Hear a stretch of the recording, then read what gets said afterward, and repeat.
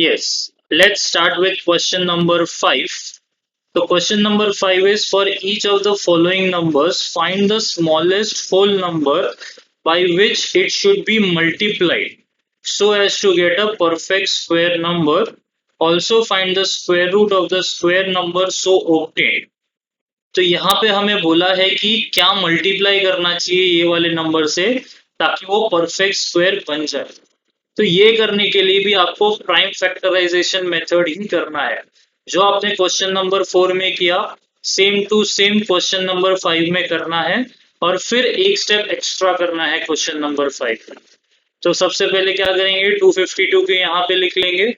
हमें पता है कि 252 2 से डिविजिबल है क्योंकि लास्ट यूनिट्स प्लेस में 2 आ रहा है।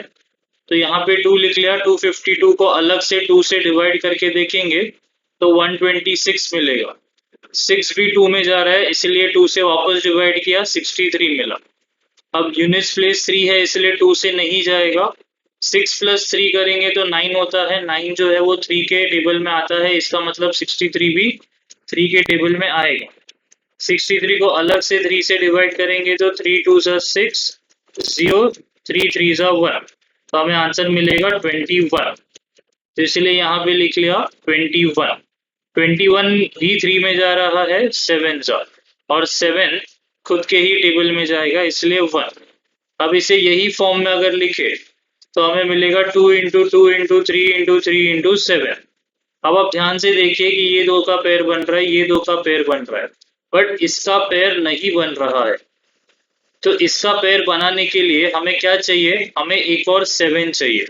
तो आप आंसर लिखेंगे कि the smallest whole number by which it should be multiplied so as to get perfect square is 7। तो आई होप आपको समझ गया कि इसको कैसे सॉल्व करने का। यहाँ तक सेम था। अब जो मिसिंग नंबर है उससे उसको मल्टीप्लाई करना है, तो आंसर है 7। कौन सा मिसिंग नंबर था, ये पेयर कंप्लीट करने के लिए एक 7 चाहिए। तो इन्होंने 2 क्वेश्चंस पूछे यहाँ पे, किससे मल्टीप्लाई करना चाहिए, तो ये वाले सम के लिए 7 से मल्टीप्लाई करना चाहिए। और फिर उसके बाद उन्होंने पूछा है कि उसका स्क्वायर रूट क्या आएगा।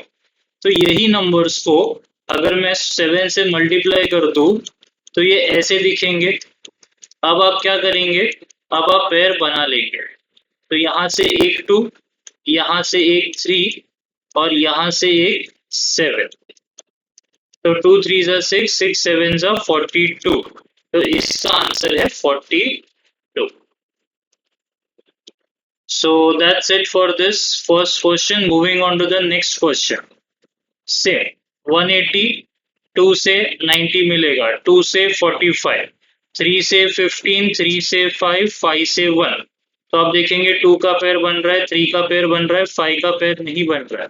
तो क्या मल्टीप्लाई करना चाहिए, इसे परफेक्ट स्क्वायर बनाने के लिए 5 मल्टीप्लाई करना चाहिए। और उसका स्क्वायर रूट क्या होगा, तो इधर से एक 2, इधर से एक 3 और उधर से एक 5। तो 2 3 6, 6 5 30। तो आंसर है 30। आपको मल्टीप्लाई क्या करना है, 5 मल्टीप्लाई करना है। आपका स्क्वायर रूट क्या है, आपका स्क्वायर रूट 30 है। आगे बढ़ते हैं। तो हर एक सम आपको वैसे ही करना है, तो इसमें कुछ बताने जैसा है नहीं, आप वही करेंगे। आप देखेंगे कि यहाँ ये वाले से एक 2 बाहर, ये वाले से एक 2 बाहर, ये वाले से एक 3 बाहर, एक 7 का कमी है तो 7 को मल्टीप्लाई करना चाहिए। और आंसर है 2 इंटू 2 इंटू 3 इंटू 7, जो भी आंसर आ रहा है। तो जब भी मल्टीप्लाई करने को बोला है तो इधर एक और 7 है ऐसा अज्यूम कर लेंगे लास्ट में। मतलब जो भी नंबर का पेयर नहीं मिल रहा है वो हम लोग अज्यूम कर लेंगे कि उसी से हमें मल्टीप्लाई करना है और उसे हम यहाँ पे भी मल्टीप्लाई करेंगे। ऐसे ही फोर्थ सम, ऐसे ही फिफ्थ सम, ऐसे ही सिक्स सम। अब ये जो क्वेश्चन नंबर 6 है, यहाँ पे क्वेश्चन नंबर 5 में किससे मल्टीप्लाई करना था ऐसा पूछा है। क्वेश्चन नंबर 6 में पूछा है by which it should be divided so as to get the perfect square, और फिर उसका स्क्वायर रूट भी बताना है। तो क्वेश्चन नंबर 5 और क्वेश्चन नंबर 6 बहुत सिमिलर है। आपको वही करना है वापस। 252 को ऐसा अलग करना है, 2 2 3 3 और 7 मिला आपको। तो किसका पेयर नहीं बन रहा है, 7 का पेयर नहीं बन रहा है। तो आपको किससे डिवाइड करना चाहिए? आपको 7 से ही डिवाइड करना है। पिछली बार भी ऐसा ही था, जिसका पेयर नहीं बन रहा है उससे मल्टीप्लाई करना है। यहाँ पे भी वैसा ही है, जिसका पेयर नहीं बन रहा है उससे डिवाइड करना है। लेकिन जो सेकंड आंसर होने वाला है डिवीजन वाले में, उसमें इधर से 2 बाहर निकलेगा, इधर से 3 बाहर निकलेगा और इधर से कुछ भी बाहर नहीं लेंगे।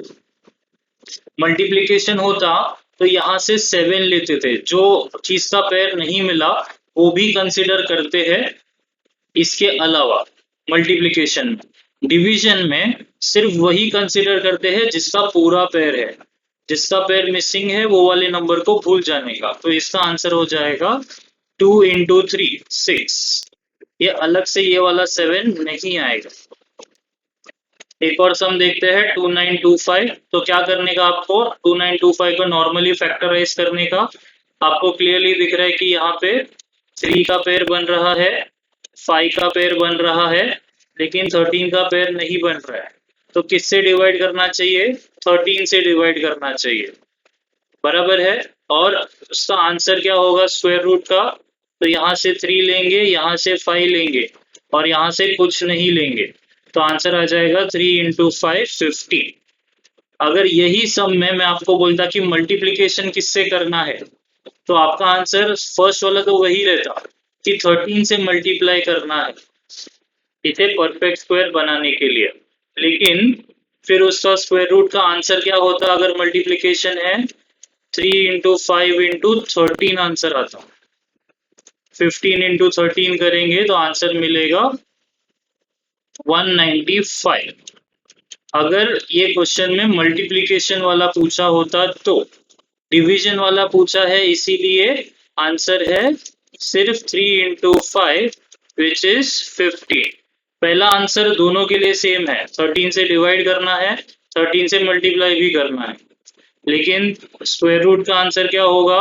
मल्टीप्लिकेशन में जो भी पेयर बने हैं इंटू 13 भी लेंगे और डिवीजन में सिर्फ जो पेयर बने हैं वही वाले नंबर लेंगे और हमें आंसर आ जाएगा। So I hope this is clear. Question number 4 हो गया, क्वेश्चन नंबर 5 हो गया और इसी के साथ हमारा क्वेश्चन नंबर 6 भी हो गया। अब इसके अलावा जो भी क्वेश्चंस है हम नेक्स्ट वीडियो में सॉल्व करेंगे उसे। So that's it for now, thank you.